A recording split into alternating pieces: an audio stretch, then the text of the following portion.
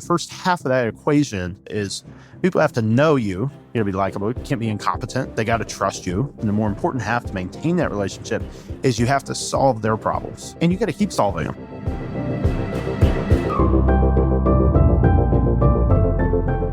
That's Justin Humphries. He's a rising star in the mortgage game as an in-demand loan consultant. Since 2021, he's helped clients align their mortgage strategies with their life goals and build long-term wealth. Justin's helped me tremendously with my own mortgage needs and other real estate matters, but more than that, he's impressed me with just how quickly he's grown his career in this uncertain job market at just 27 years old. So I made him share his wisdom with all of us. So you'll learn 1, how to multiply your inbound opportunities, 2, the simplest way to expand your professional network, and 3, the key that keeps people coming back to you. And if you want a quick summary write-up of the actionable wisdom that Justin shares, I recommend you sign up for the free Gold Nugget email newsletter found at awesomeatyourjob.com. I'm Pete Mockaitis. This is How to Be Awesome at Your Job. And now, here's Justin.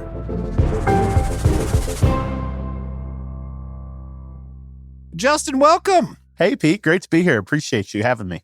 Well, I am excited to be chatting. We've known each other for just about 5 years now here in Tennessee. And I say this and I mean this, not just because we're pals, but it sure seems that you're awesome at your job. Much appreciated. I think you're awesome at yours as well. And I've enjoyed listening to your podcast over those last 5 years too. Thank you. Now, your job specifically is you're in the mortgage game. You've assisted me with some real estate mortgagee lending things. And I was very impressed at the way you delivered. But what I got you on here today for is here we are in 2026 and people speak about the job market being terrifying. And here you are, a younger feller, still in your 20s. And you recently made a switch and found yourself with a hefty signing bonus. And I was like, well, is this an anomalous character or what's going on here with Justin? Please, can you orient us a little bit to you're in the mortgage game and you took a new role and what's going on? Yeah. So essentially the way that I look at mortgage is as a self-producing loan originator, right? I control my own pipeline. I control my customer relationships. I control my referral partner relationships. But what that also means is I control revenue to the company that I work for. So it's less of an employee-employer relationship and more of a strategic decision on my part as to which platform is going to benefit my business the most. And of course, they need and want that revenue because without my revenue, they don't have any revenue, right? So what I've found in that job search is that you did have companies that were willing to essentially advance, so to speak, a portion of their revenue, their future revenue based on my past production in terms of a sign-on bonus for some guarantees that I would stick around for a little bit. So it's a very different type of a job search than what you would traditionally think of, where you go and you apply for multiple jobs online, but it was more of, hey, I had companies that were chasing me that wanted that production and that revenue into their own businesses. So being able to control that revenue stream, I found gave me a good amount of negotiating power on the front end. Okay, so originator, producer, revenue, we are speaking in a language in sort of sales-ish. So it's not so much that you're just super swell at taking care of the customer, although you are, but rather you're a bit of a rainmaker, if you will. With you come relationships and the prospect of, we're going to get more mortgages in the door and more revenue for this business. Yeah, that's right. So being a rainmaker is a great way to put it, right? In terms of that control over the relationships and the partnerships, because I'm not so much selling a product of the company that I work for as much as I'm selling myself and my personalized services and value that I bring my referral partners and my customers.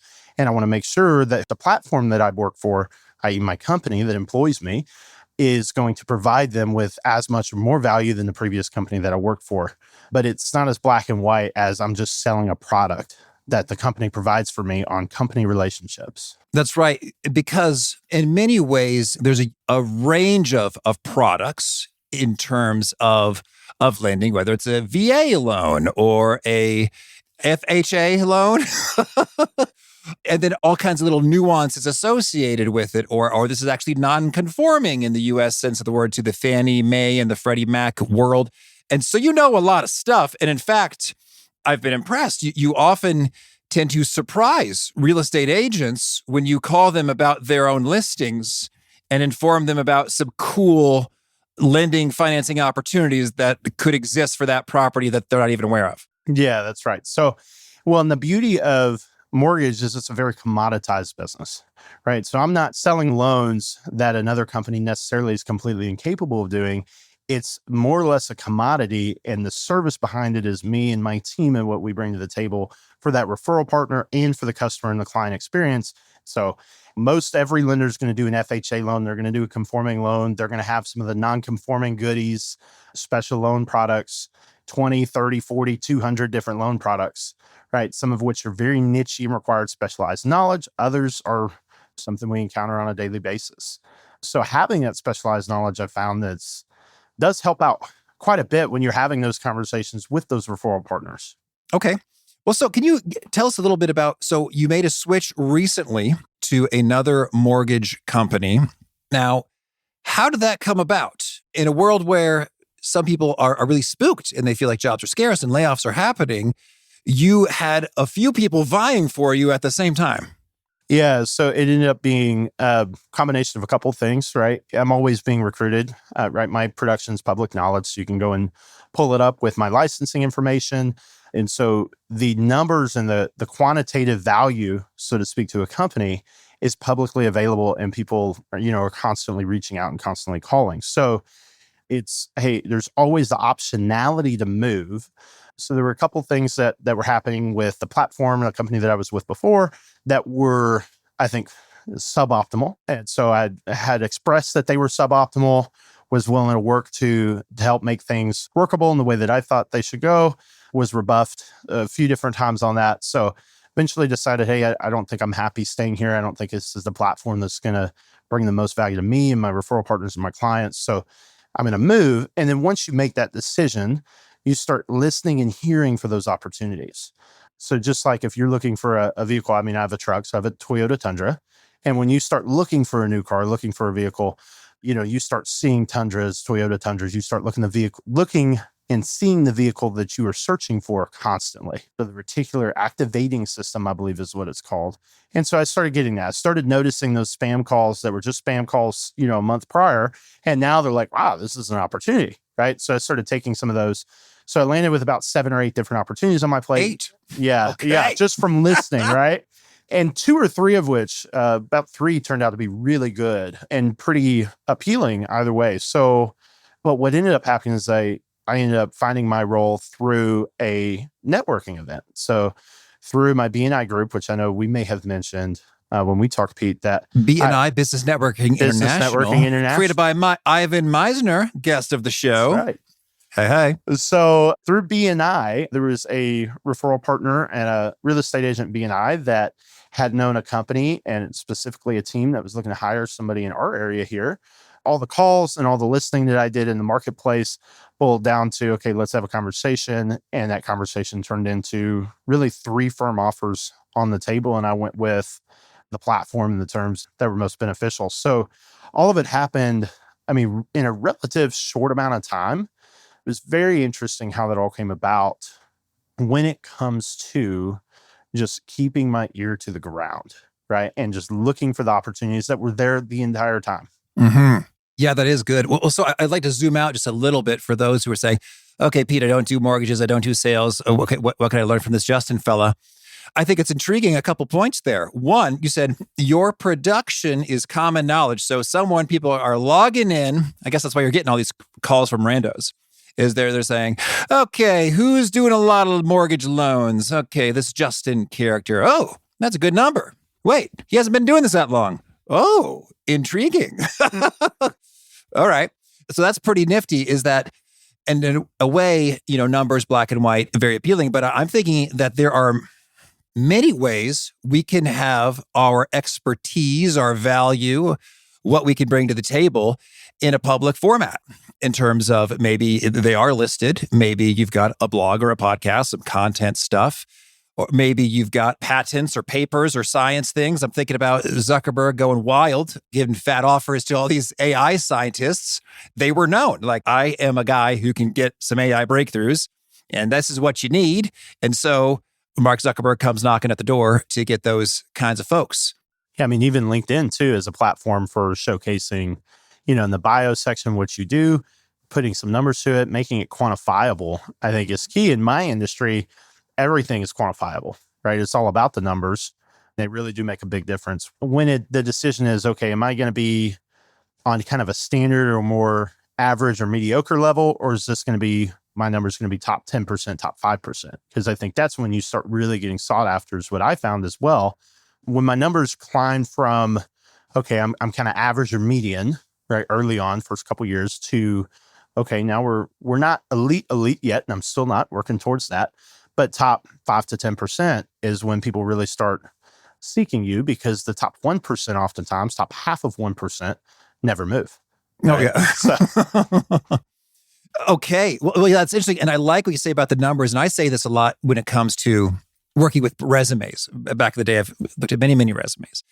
And that was often a huge opportunity for improvement in terms of, if you could say, oh, I provided excellent customer service, like, okay, as opposed to, oh, I spearheaded these initiatives that improved our net promoter score from 21 to 53. Like, whoa, like folks who are in the know, who are thinking about a net promoter score, NPS, they say, holy smokes, that would be amazing if this person could drive that kind of improvement over for us. Or in terms of being public available, now I'm thinking about, is it contributing for software people? Like, I don't know the lingo, the GitHub, their repos and their commits and their stars, like that world. People get the memo like, oh, this person has an impressive track record. They are generating a result that is quantified and clear that I like, need, want in my organization. yeah, absolutely. Mm-hmm. Well, I was also intrigued by just the networking piece. So you're in the BNI, Business Networking International Group. And so you're actively investing there. And I know that you're also in a mastermind group full of real estate type folk. And so you're putting some real dollars into that, as well as real time and travel to deepen those relationships. Yeah, I mean, to me, you've heard the saying, right? My net worth is my network, or my network is my net worth. I think the reverse is a correct one. But that has been so true in my business, right? And everything I do is relationship driven, right? It starts with that point of trust with either the client or the referral partner, whoever I make contact with first, especially with referral partners. Everything is relationship driven. It's all about, how can I protect my relationships? How can I grow my relationships? How can I create new ones, nurture current ones, maybe rebuild or build old ones? And the BNI group is a huge part of that. Now, in the investor group, that's a very different type of networking, right? Because it's a crowded room with a lot of people that do what I do, but it's also high trust, high transaction room. So you have people in that space that are transacting on the real estate investment side 100 plus times per year, right? And obviously those people like to work with the same people that they've been working with, right? So that is less say, okay, send me a referral that's going to close one client, to, hey, land a client or two, right? And build that relationship, build that trust with them, be consistent over time to grow a relationship there. And that's a little bit longer of a time span in terms of revenue being generated, I found, than BNI, because again, it's a higher trust, higher transaction, non-exclusive room too. This is two very interesting, very good networking opportunities for me, but also very different. Well, and it's intriguing. And so outside, again, mortgages or real estate or sales, I'm just thinking about how there's a lot of studies done about the power of the weak tie, the relationships. It's not your immediate friends, family, folks that you see in community organizations, but you went to college with somebody, you met them at an event, and you kind of stayed in touch. And that opens up opportunities when they occur. And that has, in fact, happened to me in terms of a podcast movement. I went there and I've met people, and we've continued to collaborate in all kinds of ways. I was at my podcast mastermind group meeting in person last week, and it was awesomely fun. And we are continuing to share knowledge and best practices. And, oh, here's a great publicist, and here's a great book agent, and here's a guest for your show, and here's a cool tactic I've used to grow up on my show. Like, all that knowledge sharing stuff and relationship building stuff, I think, is tremendously powerful when you're in the job, just doing better, as well as highlighting new opportunities where you might land. Yeah, I mean, I like the phrase you used, a weak tie, right? And something else that I've noticed where weak ties, a seemingly weak tie, right, is particularly powerful where you may not even know them whatsoever, would be affinity groups, right? You mentioned college, which is, so I went to the University of Alabama, Roll Tide, but somebody that went to the University of Alabama, that's an affinity group, an alumnus there. Religious organizations, churches, that's an affinity group where you don't even have to know that person, but there's a built-in trust by the nature of you both belonging to that same group, even if it's large and largely, like you mentioned, a weak tie. So I've noticed that in my own business and within networking too, that ability of those weak ties and sharing affinity groups just to strike up and create conversations and conversations leading into revenue and close business. And now, of course, a key thing for these relationships to really be fruitful from a career or business perspective is trust. And a key part of trust is just your competence, your awesomeness. And I'll just brag on you for a moment, Justin. You do this amazingly. I was trying to refinance a situation and they were just so slow. It was taking months. And I was like, Justin, what's the deal here? And you said, you know what? I think the deal here is they probably miscategorized or something, and running into trouble with this and that. So what you got to do is and so you told me what to do. And I told them, hey, man, we've got a few days. If you can't pull it together, I'm just going to go over to Justin and go figure. They kind of kicked into gear from there. And then we did a subsequent real estate deal, which was cool. And you know your stuff. And realtors often tell you this, stuff that they did not know. And you're wildly quick in terms of, hey, I need a letter to put together in my offer. And I think I timed you once. It was like 4 minutes from I call you to I have a letter. It's not always that fast, but sometimes, yeah. You catch me at the right time. And so it was just wild as a night and day as compared to the other lender that I was trying to work with. And so sure enough, that means I am singing your praises. It was like, oh, dude, hey. And I have numerous times. Like, if you're ever doing anything mortgagey, you just want to talk to Justin. You just do. And I mean that wholeheartedly.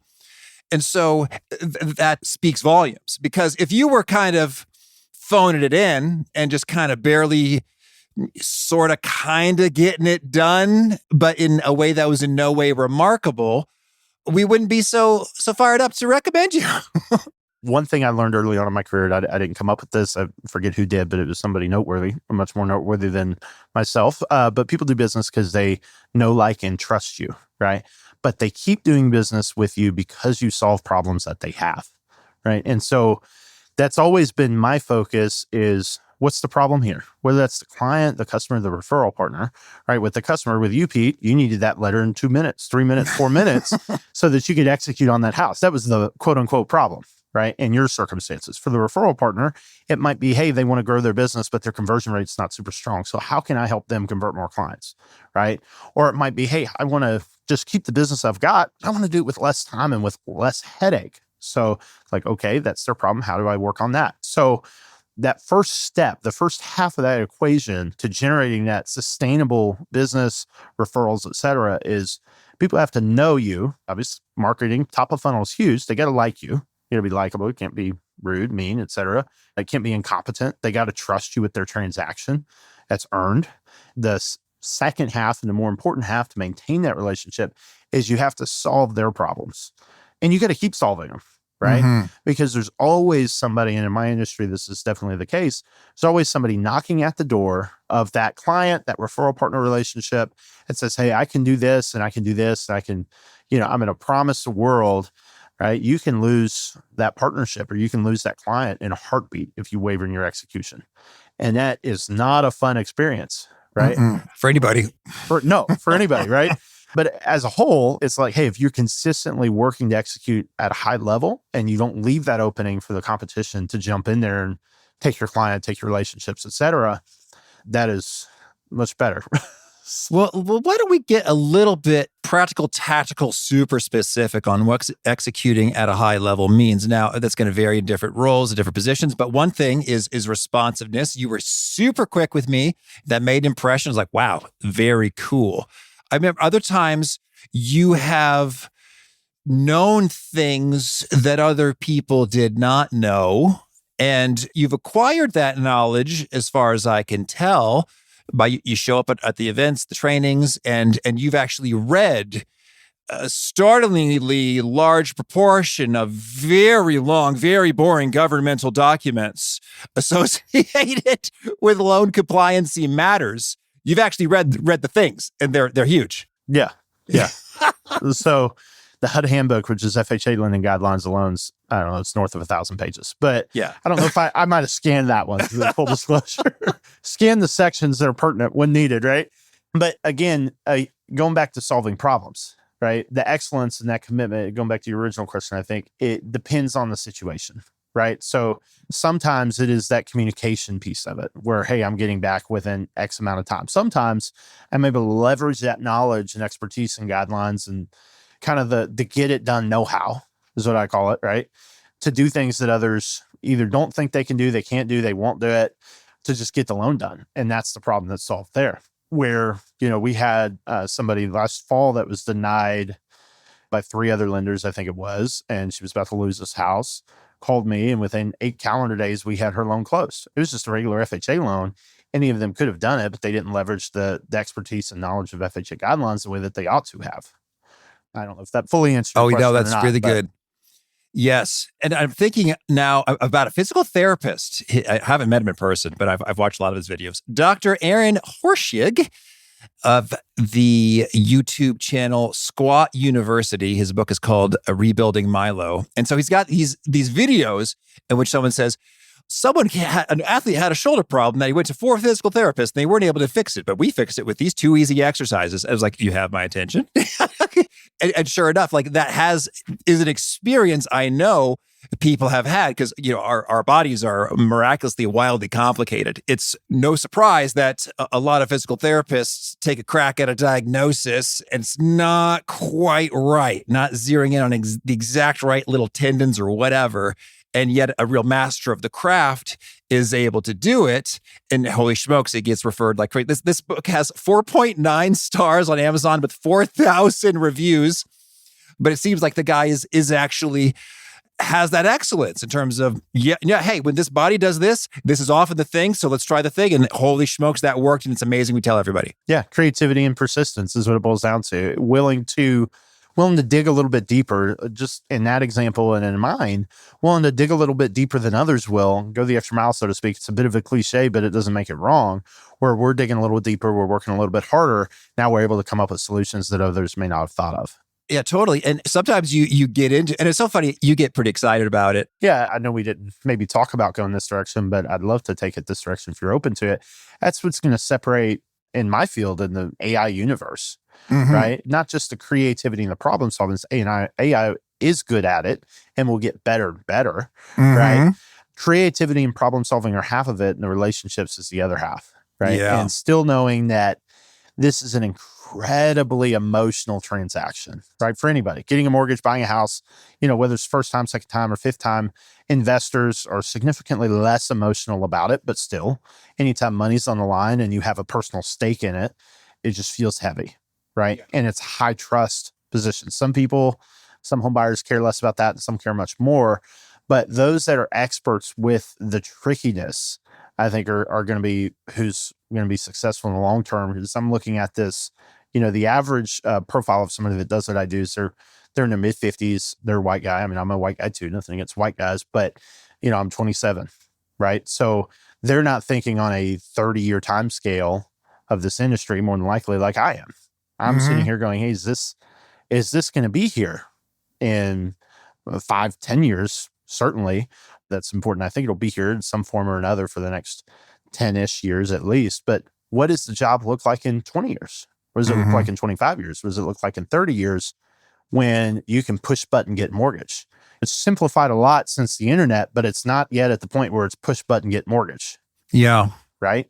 You have some regulatory moats around the industry, but regulatory moats often get crossed and don't last forever.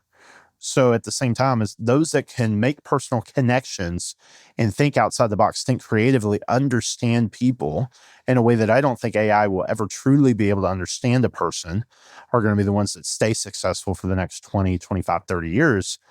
And that's a huge piece of how I'm looking to position myself going forward is how do I future-proof the business that I rely on, my family relies on. And when you said AI, that got me thinking about just sometimes there's a rash of AI generated comments in social media platforms, and I do not care for them. It's so unpleasant. But you've done this game where you're solving problems, you're building relationships with total strangers on social media in terms of someone has a situation and then you really get into it. I mean, you spend some time, you write some paragraphs about like, oh, well, when in this situation, consider this and this and this, you might want to do blah, blah, blah, blah. Happy to chat. And you've shown me like people are wowed, like, wow, can we get on a call?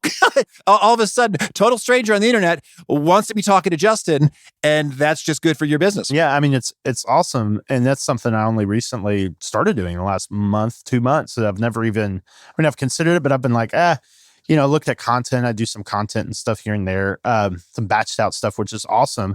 It's mainly authority building, and it's not generating any leads, which is unfortunate, but I'm not getting anybody saying, hey, I loved your video. Like, but when I make a comment, right, on a post that's particularly insightful, that does drive inbound leads, right? Where it's responding to a specific concern. Hey, I had this happen. And there might be 60 comments on that post, right? And some of them are, hey, I would love to help, reach out to me. Great.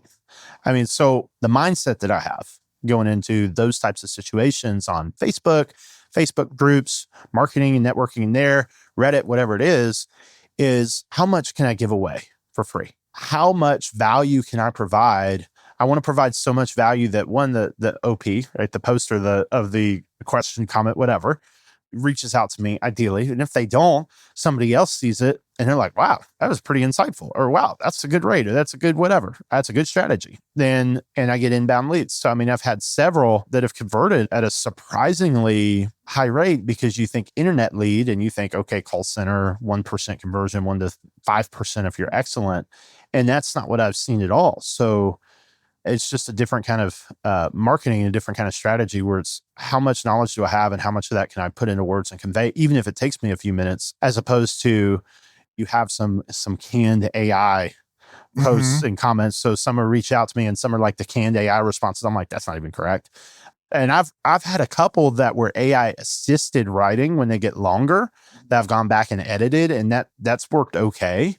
But I found when I write it does convert higher. So I'm experimenting with some of that. I don't know I know you work with Claude some. I think it is Claude. Yeah, it is Claude, Anthropic, that now has a Chrome extension. So I've utilized Claude to basically, read some of the posts in these Facebook groups and help me respond, but always guiding and further kind of honing that response if I do that. So we got here by talking about AI. That's my tie back in, but it's been particularly interesting. I do recommend not sponsored, but do recommend the Claude Chrome extension, as it can kind of drive for you and post and comment and aid with that and kind of speeding it up. I've noticed if I do it well, it cuts my time at about half on doing those, but I'm still spending some good time with them. And what is the Claude extension doing exactly? Yeah, so Claude can read the post and then you can instruct it, hey, read this comment, type up a response around ABC thing, kind of making these points and clean it up a little bit, right? So I'll guide it, but it'll read the post, it'll compose a comment, it will paste the comment in, and it will actually post a comment for you. Well, that's intriguing. Well, and I suppose if you can connect that to like a real base of your knowledge inside a Claude project or whatever, I don't know if you can, but that becomes much more substantial, because I think the worst is the AI comments that actually say nothing. Like, well said, Justin. And trust is such an important ingredient in today's technological marketplace. Like, okay, you didn't say anything. You mean at all. The patronizing AI crap? Yeah.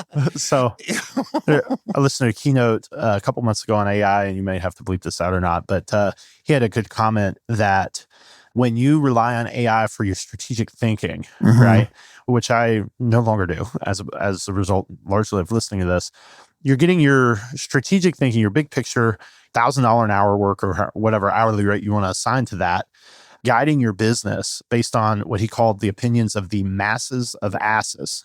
Oh, yeah.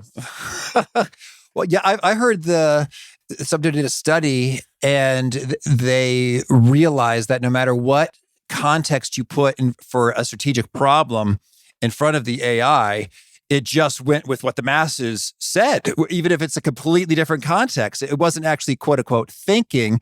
They use the term trend slop. Like, hey, that is the trend. That's what a lot of people are saying. It sounds pretty good when you put it together, but you weren't actually thinking. You were just grabbing words near the other words kind of around the thing. Well, and you lose your competitive differentiation too, right? If you outsource your big thinking, your strategic thinking to AI, I mean, you lose a piece of that tactically. And going back to mortgage for a second, but I had a coworker recently that had called me on Wednesday, and he asked me, he goes, "Hey, well, can I do this?" He goes, "Well, ChatGPT told me." I'm like, "No, it's just not correct." Yeah.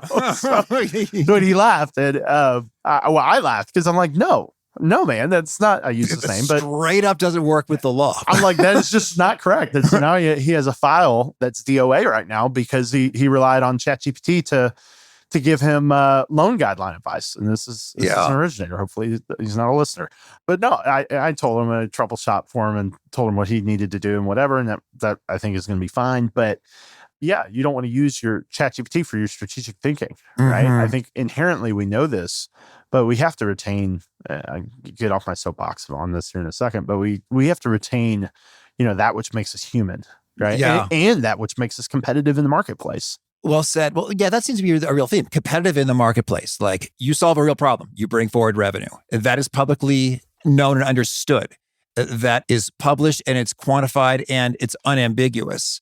And so in so doing, you've got to put yourself into a power position as opposed to you are not one of 600 people clicking the easy apply button for a job that they hope you can maybe do, as so much as you have said, "Behold, world, it is on a matter of public record that I can do this for you. You want that done? Oh, well, then maybe we can talk."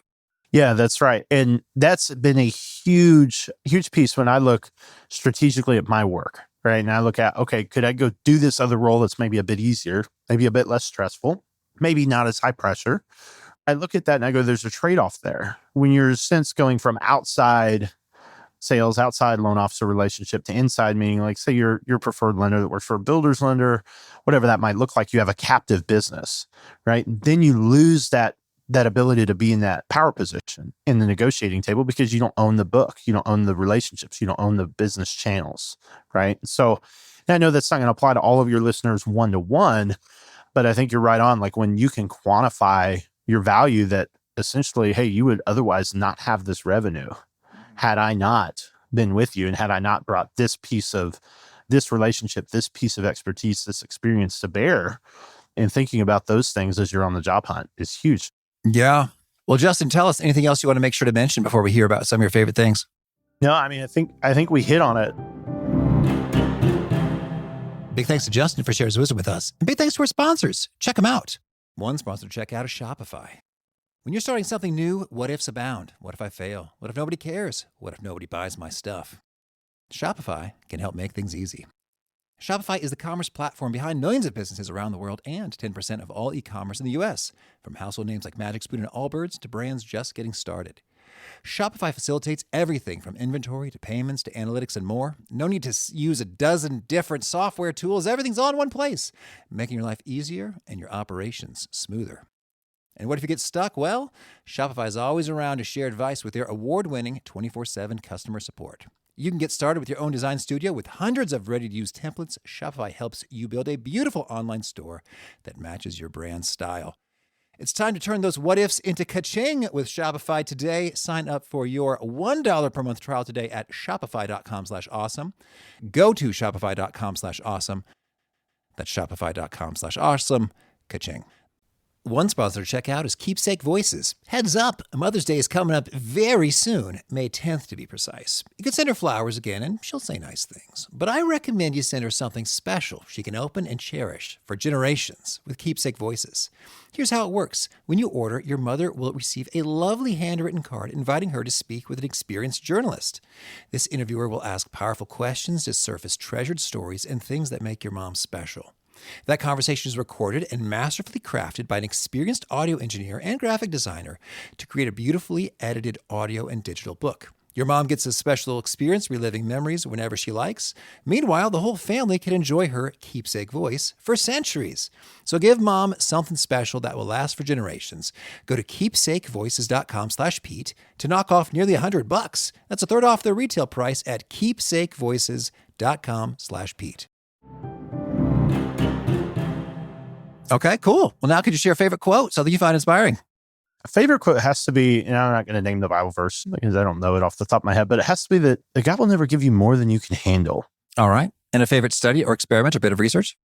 Yeah. So one of my favorite experiments that, and this is not related to mortgage in a sense whatsoever, but has been Universe 25, right? So I think it's 68 to 73, some experimenters at the National Institute of Mental Health kind of created a mouse utopia, where they didn't have any lack of food, water, or anything. So it was this perfect world, right? No suffering, no issues whatsoever. So it eventually happened, and I'm really summarizing here, which is okay. They all went crazy and they died out. And so the lesson that I take from that is because they had no predators, they had all abundance of food and water, everything they could need, all the space they would need, is that in the universe and in the natural world, suffering in a sense is universal. And not only is it universal, it's necessary. So that would be mine, that I've actually applied that to my business too, of going, okay, I'm going to endure the suffering of whatever it is, the thing I don't want to do, right? The activity that is maybe the most profitable, yet the most unpleasant activity that I could do that day. I'm going to endure that. Like this podcast, you're enduring it. Yeah, 100%. Like the podcast. I'm going to endure that activity so I can have success in my business, but also because I know that in the long term, it makes me a better person. So that's an interesting experiment. All right. And a favorite book?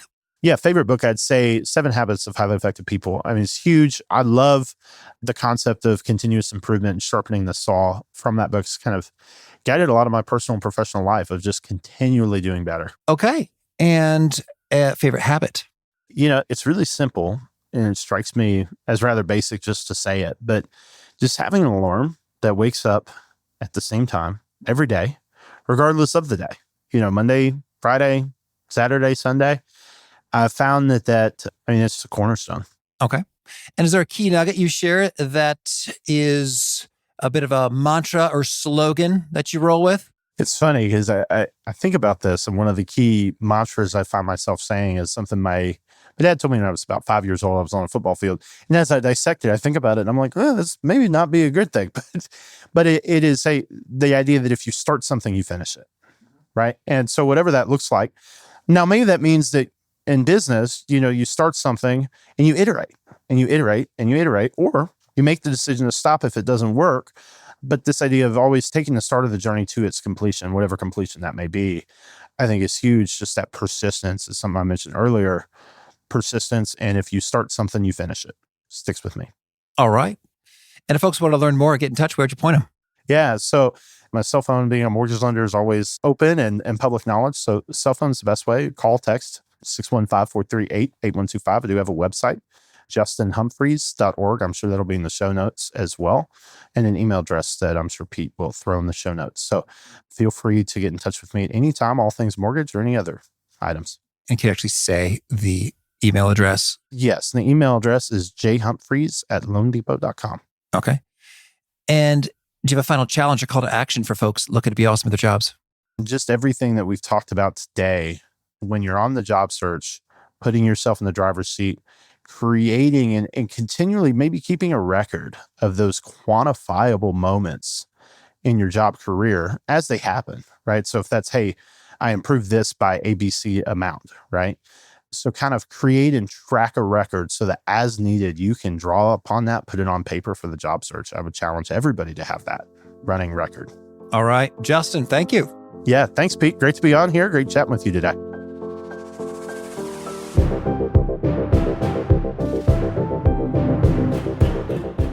I really appreciated Justin's perspective. And if I had to summarize, it would really be, it seems as though Justin has put himself in a powerful position when it comes to negotiation types of things. You might hear the abbreviation ABATNA, the best alternative to a negotiated agreement. With Justin, it seems he's put himself in a great spot where the alternative of not having Justin on the team doesn't seem so desirable based upon the clear value that he's bringing to the table. So whether you're doing sales or not, finding a way to clearly and powerfully communicate your value with numbers, the solutions that you offer, the problems you solve, what you're bringing to the table, such that folks would feel foolish not having you on their team. It's going to put you in a great spot like Justin.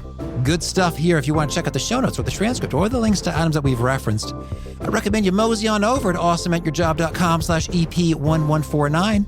And I hope to catch you next time. And peace.